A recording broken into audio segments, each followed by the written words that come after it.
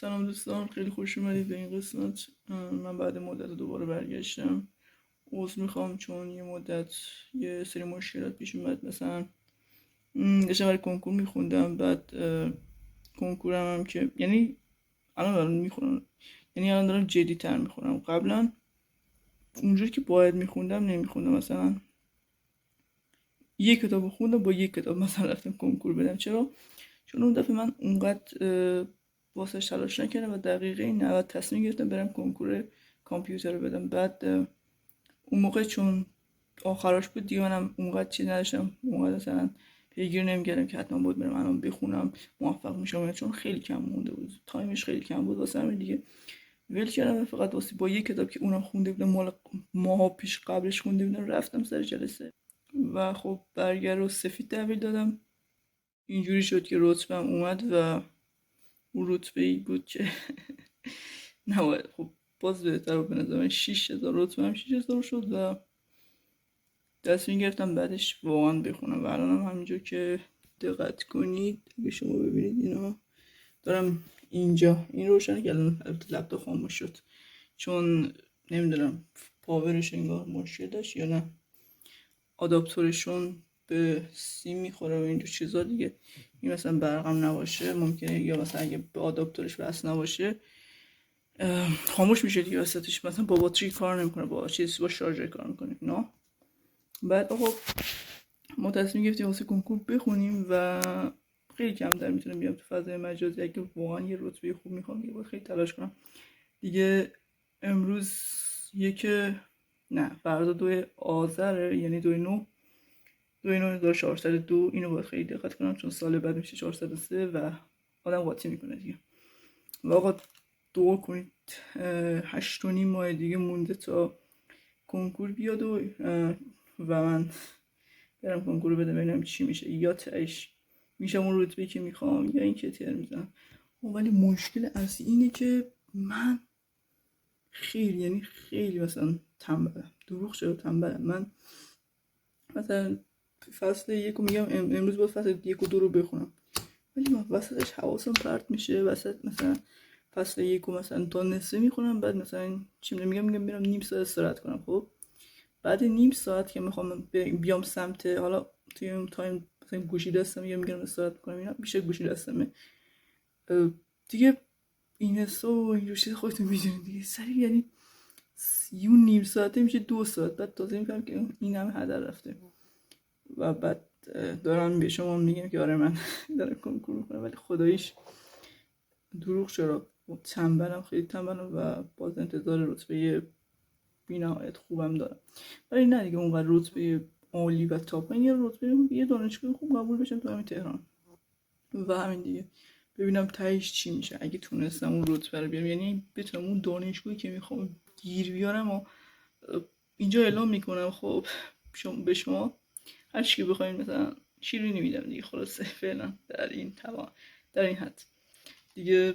همین فقط دعا کنید بتونم این رتبه رو به دست بیارم، اون دانشگاهی که میخوام. بس ببین مثلا واسه من مهم نیست. خب درسته باید هدف داشته باشیم و اینا، خب ولی میگن دانشگاه اونقدر چیزی که بخوای بهت یاد نمیدن. خب باید همه چی رو خودت خودآموز یاد بگیری. تو بری دانشگاه همونها یه پایه و بیسیکی که توی دبیرستان یاد گرفتی رو بگیرن. حالا من تو دبیرستان اون چیزی که باید یاد بگیرم و یاد نگرفتم. مثلا من تو هنرستانش تحصیل کردم، نرفتم تو یه رشته فنیش، من هنرستانش بودم. واسه همین وقتی رفتم سر جلسه کنکور دیدم همشون مثلا عجیب غریب بود. واسه مثلا فیزیک داشت، شیمی، ریاضی، اصلا اونها واسه ما نبود. خب واسه همین من اونجا گیج شده بودم. موقعی که می‌خواستم کنکور، یعنی قبلش می‌خواستم برم کنکور بدم، می‌دونستم مثلا اینجور چیزا هست، آمادگی لازم واسش نداشتم. و این شد که رتبه‌ای هم که به دست آوردم اون رتبه نبود که مثلا بخوای واسش خیلی خوشحال باشی اینا. بالاخره چون تلاش نکردی خب انتظار زیادی هم نباید داشته باشی. واسه همین من واسه مهم نبود رتبه، فقط می‌خواستم ببینم چه جوری هست کنکور.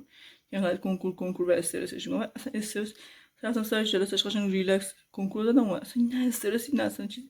ولی باز بیشتر از اونایی که مثلا واسش خونده بودن میرفتم نگاه می‌کردم که نتایجش کی میاد.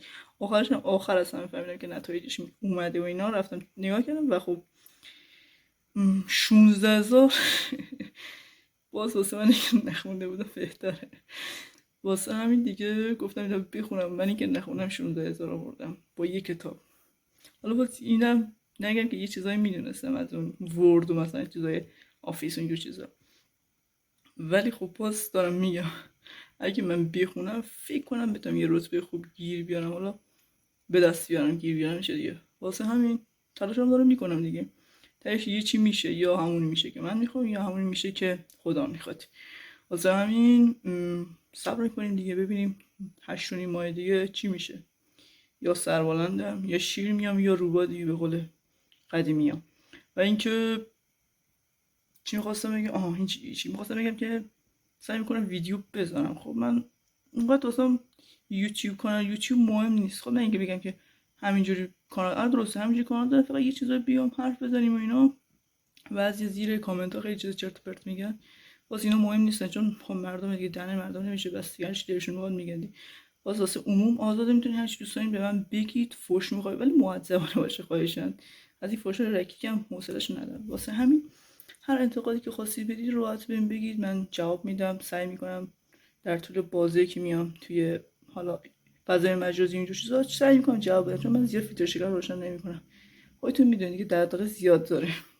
درست این استا میرم ولی خب مثلا گاهی وقتا اگه برم مثلا خیلی وسام سر رفته باشه، ولی الان که دارم واسه کنکور میخونم دیگه نمیشه. و اینکه یه چیزیه سر کارم میرم. خب اینو نتونستم بگم چون اصلا واقعا مثلا 4 ماه نزدیک 4 ماه ول کردم دیگه. اینو نزدیک یه سال میشه کانال رو ول کردم دیگه و نزدیک 4-5 ماهی هم میشه میرم سر کار. خب سر کارم یه دامپروریه و یه سری داده رو وارد سیستمش میکنم. همونجوری که گفتم چون کار با کامپیوتر اینا رو بلد بودم دیگه، منو معرفی کردن یه شناختم این چیزا دیگه، واسه همین رفتم کارش. و حالا بعد میرم یه بازی مثلا 9 صبح تا مثلا 12 حالا یک بعد از ظهر اونجا مثلا 4-5 ساعت فکر کنم میشه 3-4 ساعت سیستم رو وارد سیستم میکنم. بعد از ظهرم که گفتم واسه کنکور میخونم و اینا دیگه، گفتم اوکی برو. واسه همین بعد از ظهرش میام واسه کنکور میخونم. حالا درسته خیلی تنبلی میکنم ولی باز دارم میخونم سعیم تا ببینم چی میشه. اگه شما تجربه کنکور دارید یا مثلا کنکوری دادید بهم بگید که چجوری مثلا کنکور خوندید، واسه کنکور خوندید چه برنامه‌ریزی کردید. خوشحال میشم یه کمکی به من بکنید بتونم ببینم، میتونم یه جمع‌بندی بکنم ببینم میتونم اونجوری که شما انجام میدید منم انجام بدم یا نه. چون بعضیا میگن باید 8 ساعت 10 ساعت کامل بخونید. آقا چون اونقدر واقعا مخ آدم نمیکشه. من اصلا خودم برنامه ریختم که 9 ساعت تا 10 ساعت بخونم، الان که دارم نگاه میکنم واقعا نمیتونم بخونم. تایمش یه جوری که میدونم باید خیلی تلاش کنم واسه اون رتبه که میخوای، ولی خودکشی که نیست. از من اونقدر دیگه نباید هرس بخوری که آره من باید حتما این فصل همین امروز تمام کنم، وای انقدر دیر شده. من این چیزا اصلا به نظر عذر میخوام این وسطش قطع میشه چون حافظم اونقدر نیستش. مثلا انقدر فیلم عکس توش زیاده که آدم چون همشون فیلم مربوط به این آموزش و اینجور چیزا پر کردم گوشیمو، یادم رفت انتقال بدم به لپتاپ. بعد آره دیگه واسه کنکور انقدر نباید هرس خورد. حالا شد نشدم که فدا سرت ساله، ولی همون آزاد حالا به نظر من حالا تو تلاشتو بکن. شد نشدم که اب نداره دیگه، تهش تو پشیمون نیستی که آره من تلاش نکردم و اینجوری اونجوری. واسه همین حالا من دارم تلاشم میکنم امسال ببینم چیکار میتونم بکنم. فعلا که پشتی کنکوری ام، دانشگاه اصلا معلوم نیست. سعی میکنم از محل کارم هم یه ویدیو بگیرم و دانشگاه یه چند مورد رفتیم سر زدیم ولی خب نشد دیگه بریم، چون من گفتم برم دولتی. یعنی انقدر که میگن دولتی خوبه دیگه، یه جوری تو ملکه ذهن ما شده که آره دولتی حتما. ولی به نظر من فرق دولتی و آزاد فقط به همون پولشه دیگه، اونقدر فرق آنچنانی نمیکنه که آره حتما دولتی بهتره.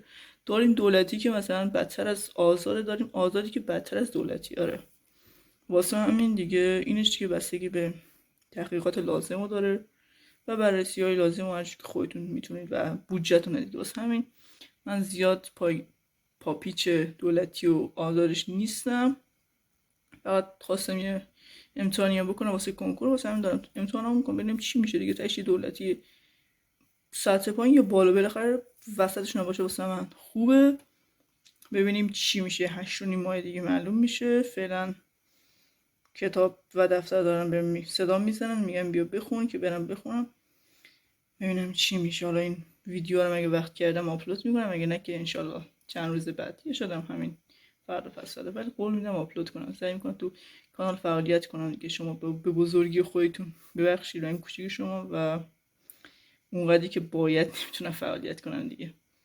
اینا فقط کانال واسه تفریح دیگه، همینجوری ویدیو میذارم، شاید یکی دلش خواست ببینه، شاید میگه نه، همینجوری دیگه. اونقدر واسه هم چیز نیست که بگم آره اصلا این لایک سابسکرایب شد، نه خوش باشیم فقط کنارم همین. و آقا قطع کنم دیگه، خدافظ.